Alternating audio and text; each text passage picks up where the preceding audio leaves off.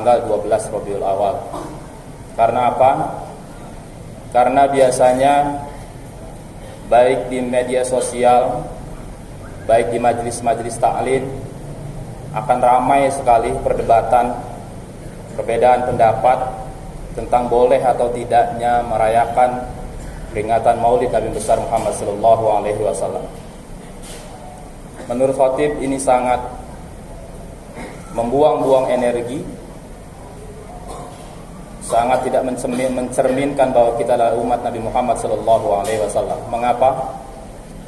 Karena itu termasuk perbedaan yang bukan usul. Itu adalah perbedaan furu'. Perbedaan hanya di bagian cabang saja, tidak mempengaruhi pada kaidah-kaidah usul.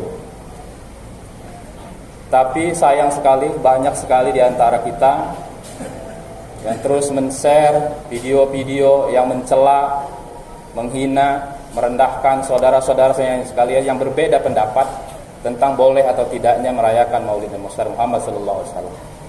Sangat-sangat disayangkan. Karena apa?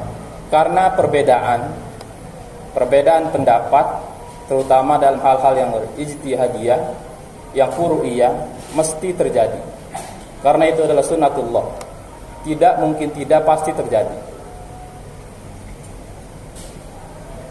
Yang berpendapat harus melaksanakan Maulid Nabi, mereka punya dasar, punya dalil. Begitupun yang menganggap itu adalah perbuatan bid'ah, sesuatu yang terlarang, tidak dicontohkan oleh Nabi, mereka pun punya dalil, punya dasar. Lantas bagaimana kita menyikapinya? Kita sebagai umat Nabi Muhammad sallallahu alaihi wasallam agar senantiasa menjadi umat yang toleran tentang perbedaan pendapat di kalangan para ulama. Karena begitulah Nabi kita mencontohkan. Orang yang berpendapat kita harus merayakan Maulid Nabi besar Muhammad sallallahu alaihi wasallam karena apa? Ungkapan gembira. Wa ma arsalnaka ila rahmatan lil alamin. Allah Subhanahu wa taala telah mengutus Nabi Muhammad sebagai rahmat bagi seluruh alam. Maka kita harus merayakan gembiraan kita. Dulu pun paman Nabi besar Muhammad sallallahu alaihi wasallam, Abu Lahab, yang namanya diabadikan dalam surat Al-Lahab karena dia ingkar kepada Nabi Muhammad. Celakalah Abu Lahab. Ketika Nabi besar Muhammad SAW lahir, begitu gembiranya, karena itu termasuk keponakannya. Dia begitu gembira sehingga pada hari kelahiran Nabi besar Muhammad, Abu Lahab membebaskan salah satu budaknya sebagai ungkapan rasa syukur. Berdasarkan hadis Nabi, setiap hari Senin siksaan terhadap Abu Lahab di alam kubur diperingan. Walaupun masih tetap disiksa, tapi diperingan. Karena apa? Balasan karena bergembira dengan kelahiran Nabi besar Muhammad SAW. Itu bagi yang berpendapat harus melaksanakan Maulid. Bagi yang berpendapat bid'ah melaksanakan Maulid, itu tidak dicontohkan oleh Nabi. Kalau itu sesuatu yang baik, tentu para sahabat dulu pernah melakukannya. Kenyataannya para sahabat tidak melakukannya. Semua punya dasar, semua punya dalil.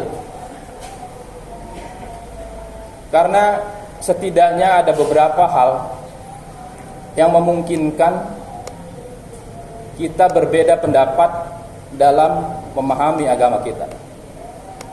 Setidak-tidaknya ada 3 hal. Pertama, memang tabiat dari agama kita begitu. Dalil-dalil dalam agama kita memang ada yang bersifat eksplisit, ada juga yang bersifat implisit. Ya, eksplisit pun nanti ada yang muhkamat, ada yang mutasyabihat, ada yang qat'iyat, ada yang dzanniyat, ada yang sharih, ada yang muawwal. Memang begitu. Pasti dalam ranah ijtihad nanti akan terjadi perbedaan. Contoh, jangankan kita yang sudah jauh sekali berada di kehidupan kita dengan Nabi Muhammad SAW waktunya.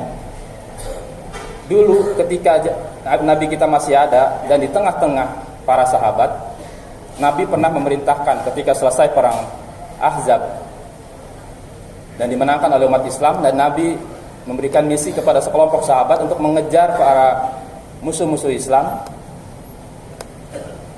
Dan Nabi berpesan, pesannya jelas, semua sahabat mendengar, jangan kalian sholat kecuali telah sampai di perkampungan Bani Quraidah.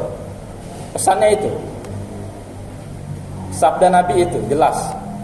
Berangkatlah sekelompok sahabat ini, satu pasukan dengan misi yang sudah diberi amanah oleh Nabi kita, dan dipesankan oleh Nabi kita, tidaklah kalian sholat kecuali di perkampungan Bani Quraidah. Tetapi di perjalanan, dengan satu dan lain hal, telah masuk waktu asar. Sampai waktu asar hampir habis, ternyata belum juga sampai di perkampungan Bani Quraidah. Akhirnya sahabat berbeda pendapat. Kalau kita melaksanakan perintah Nabi, sabda Nabi bahwa kita harus sholat di perkampungan Bani Quraidah, maka kita akan kehilangan waktu sholat asar. Sebagian lagi berpendapat kita tetap harus melaksanakan sabda Nabi, karena Nabi jelas memerintahkan